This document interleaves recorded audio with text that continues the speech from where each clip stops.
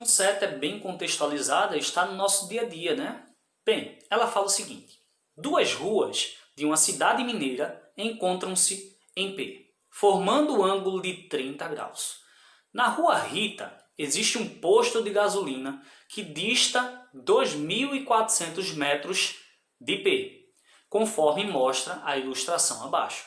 Ele dá uma ilustração, né? Mostra onde está o ponto P, onde está o posto de gasolina, que é o ponto G ali, né? E te dá aí as duas ruas e te dá a distância entre o ponto P e o ponto G, 2.400 metros. Aí ele continua: sabendo que cosseno de 30 é aproximadamente 0,86 e seno de 30 graus é aproximadamente 0,50 e que a tangente de 30 graus é aproximadamente 0,68, a distância D em metros do posto de gasolina na rua Reila aproximadamente é igual a. Então ele quer essa distância Dzinho aí, que vai da rua Rita à rua Reila, certo?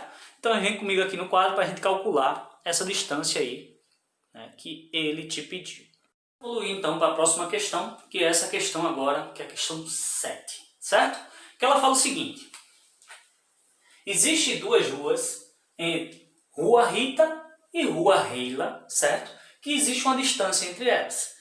Para o cara medir a distância entre essas duas ruas, o que é que ele fez? Ele pegou um ponto P, certo? E disse: olha, a distância do ponto P até o posto de gasolina, certo?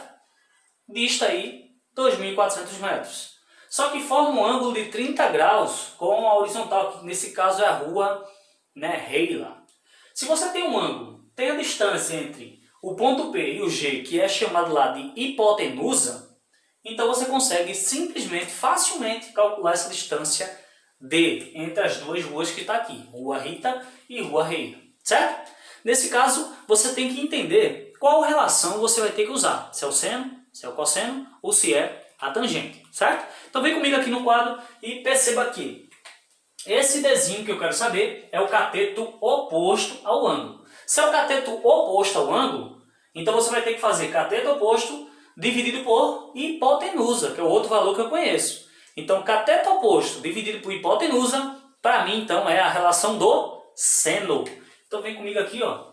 É seno do ângulo 30 graus que eu preciso, certo? Então, já elimino, ó, presta atenção que eu vou eliminar aí o cosseno e a tangente, né? Não vou ter que utilizar eles, vou usar o seno. Então, cateto oposto, que é a distância Dzinho, dividida aí pela hipotenusa, 2.400 metros. Quem é o seno de 30? Ele disse que era 0,50, certo? Ou 0,5, tanto faz, certo?